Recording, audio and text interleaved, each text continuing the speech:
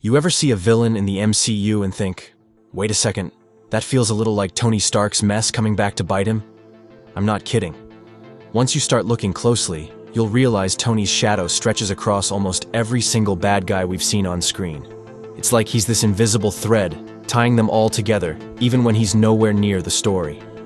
Let's start with the obvious one, because Ultron is the easiest clue. Ultron literally comes straight out of Tony's ambition. He wanted peace, but he wanted it on his terms, with his technology, under his control.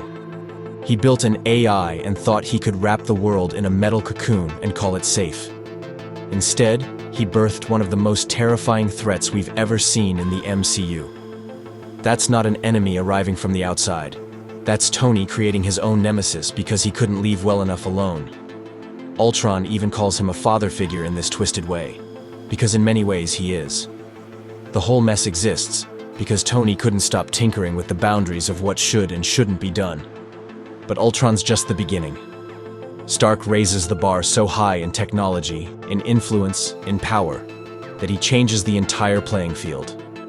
Once he steps onto the scene as Iron Man, every other genius, every other opportunist, every villain who follows has to match him or outdo him. He forces escalation without meaning to. If you're a villain after 2008 in this universe, you're basically playing in a sandbox Stark built. Think about Aldrich Killian. The guy was working on extremists, trying to make himself and others into something more. But at the root of that obsession, Tony. Years earlier, Tony dismissed him, brushed him off like he was nothing, and that rejection festered. Tony didn't even think about it again, but Killian sure did. So when he finally emerges, it's with all this resentment boiling over, using tech that Tony indirectly influenced and ambitions Stark helped spark by existing at the top. Killian isn't just a random bad guy. He's a man literally defined by Tony ignoring him. And it goes deeper, because Stark isn't the first in his line to leave enemies behind. His father, Howard Stark, planted seeds that grew into villains too. Remember Ivan Vanko Whiplash?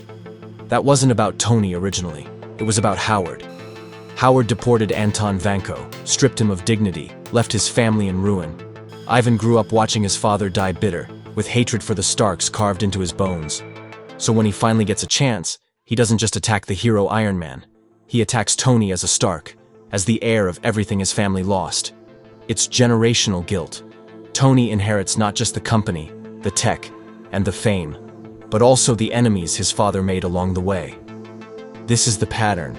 You start to notice that every villain is either born directly from Stark tech, Stark arrogance, or Stark legacy.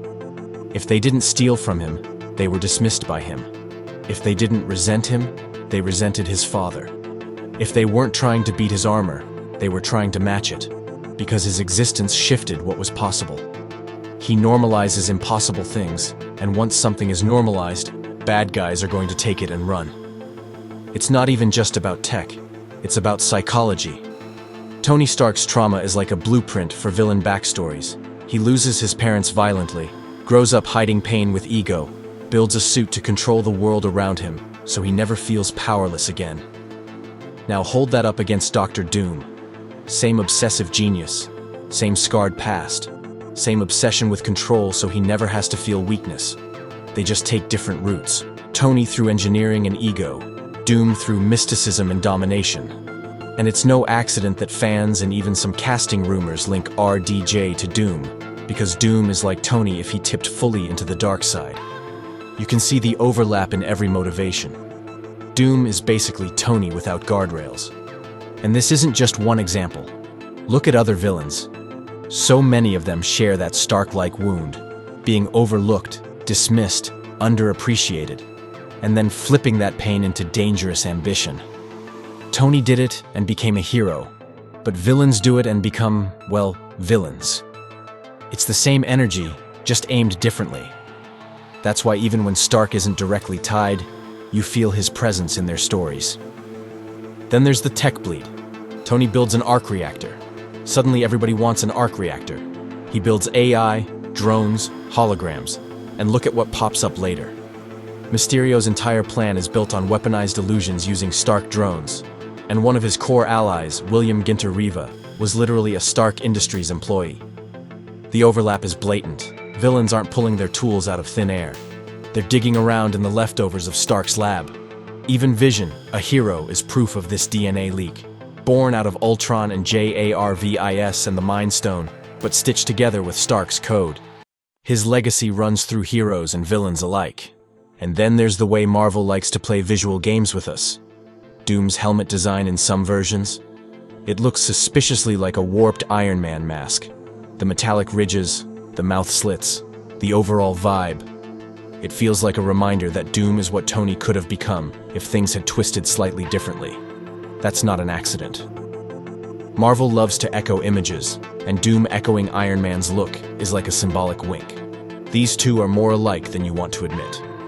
Even in smaller details, villains mirror Stark.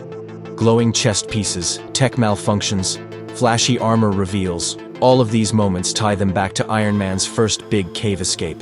Every time you see a villain with a chest reactor, or a villain suiting up with flashy tech, it's Marvel quietly saying, Stark started this. He's the blueprint. So here's where it gets interesting. What if Tony Stark isn't just the hero who saved the world, but also the catalyst who ensured it would always need saving? What if his brilliance and arrogance and even his good intentions created a cycle where villains naturally rise because they're shaped by him? You could almost say every villain is Stark's unintended child. Sometimes literally, sometimes metaphorically, but always tethered back to him. And that idea reframes the whole MCU. Tony isn't just a central character because he launched the franchise. He's central because even when he's gone, his ghost is everywhere. His choices, his inventions, his enemies, they're the scaffolding the entire villain roster climbs on. That's the first half of this story, the groundwork. The clearer you see it, the more unavoidable it becomes. Stark isn't just fighting villains. He's breeding them, inspiring them, echoing through them. And in the second half, we'll dig even deeper into specific characters like Zemo, Killmonger, and how the potential arrival of Doom takes all of this to a terrifying new level. And if that wasn't enough, think about Zemo. This guy doesn't even need fancy tech or a super soldier serum. His entire mission is fueled by something Tony himself set into motion: collateral damage. The Battle of Sokovia wasn't just an Avengers problem. It was Stark's problem because Ultron was Stark's creation. Zemo loses his family in that chaos, and his vengeance becomes the spine of civil war. He manipulates the Avengers into turning on each other, not with lasers or armor, but with grief and blame. And at the root of his grief, Stark's hubris. Zemo isn't swinging at random. He's swinging at the empire Stark built that crushed his life in the fallout. It's another ripple, another wound carved into the world because Tony couldn't stop playing God with machinery. Then look at Killmonger. On the surface, he's a Wakandan problem, not a Stark problem. But peel it back and you'll see his story is tied to Stark too. Killmonger grows up angry, brilliant, and armed with a vision of reshaping the world with power. Sound familiar? When he finally gets to Wakanda, what's he carrying?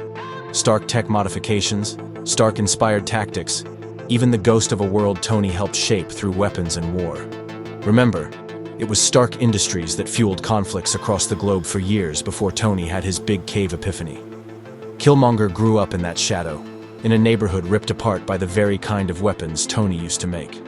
His rage is personal, but it's also systemic, and that system has Stark stamped all over it. The same goes for Vulture in Spider-Man: Homecoming. On the surface, he's just a blue-collar guy trying to make a living by scavenging alien tech.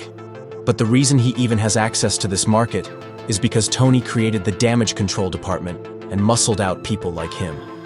Stark doesn't just invent enemies with tech.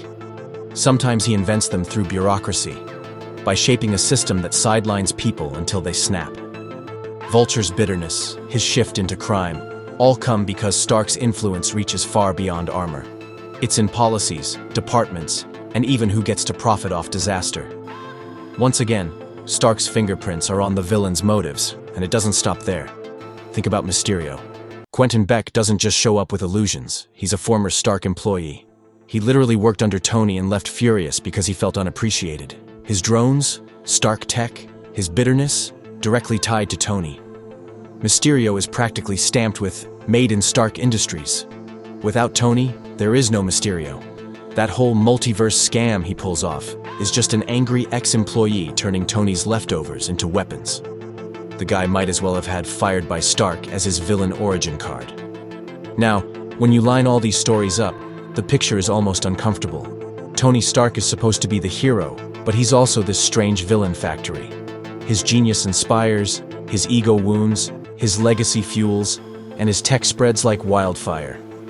You can almost argue that if Tony never existed, half the MCU's villains wouldn't either. And here's where the thought experiment gets even scarier. If Doom really is coming, and Marvel decides to mirror Tony through Doom, that means the ultimate villain isn't some alien warlord or ancient god. It's the ghost of Tony Stark himself, reflected back at us in armor and rage. Imagine it. Doom, a man obsessed with control, traumatized by loss, convinced he alone can impose order. Sound familiar? That's Tony's core story, minus the Avengers' intervention to soften his edges. Doom would be Stark unchained, Stark unchecked, Stark as the tyrant instead of the savior. And Marvel knows this. That's why there are whispers of RDJ potentially being tied to Doom in some way. Because the audience would instantly feel the echo, instantly recognize that Doom is Tony's shadow turned flesh. It's not just clever casting, it's storytelling poetry. And this is why Tony's role in the MCU feels so much bigger than his screen time. Even when he's dead, even when his arc is supposedly closed, his ghost haunts everything. Every villain that rises is still reacting to him, either directly through his inventions or indirectly through the world he shaped. His absence doesn't erase his influence, it amplifies it. The void he leaves just makes the echoes louder. That's why Marvel can keep pulling his thread without him ever showing up again. He's built into the DNA of the story. But what does that say about Tony as a hero? It's complicated, isn't it? On one hand, he's the man who sacrificed himself to save the universe. He's the guy who snapped his fingers and ended Thanos. The guy whose heart grew bigger than his ego by the time the curtain closed. On the other hand, he's also the architect of chaos, the catalyst who inadvertently bred villains left and right. He's both savior and source. And that duality makes him one of the most fascinating characters Marvel has ever put on screen. Heroes who are perfect are boring. Heroes whose victories echo into unintended tragedies. That's real storytelling. And maybe that's the point. Maybe Marvel is telling us that heroes and villains are never as far apart as we like to believe. Maybe they're cut from the same cloth, split by choices and timing and luck. Stark just happened to lean into redemption, while the people shaped by his wake leaned into vengeance. But if you swap a few details, if Tony doesn't get rescued from that cave, if Pepper doesn't keep him grounded, if the Avengers don't become his family, maybe he becomes Doom. Maybe he becomes Killian. Maybe he becomes Zemo. That thin line is what makes the whole thing resonate. So next time you rewatch an MCU movie, try looking at the villains differently. Don't just see them as random bad guys tossed in for a fight scene. See them as Tony's echoes, each one carrying a shard of his legacy, his flaws, his brilliance, or his arrogance. Ask yourself, would this villain even exist if Tony Stark had never built that suit in a cave? You'll be surprised how many times the answer feels like no. And that's why Tony Stark's story isn't really over. It never will be. As long as villains keep rising, his fingerprints will be there, smudged across their plans, glowing in their tech, buried in their motives. Stark is the ghost that built the MCU, and he's not done haunting it yet. So tell me, do you think Tony is the greatest hero of the MCU, or its greatest curse? Drop your thoughts below, and while you're here, hit that subscribe button so you don't miss the next deep dive.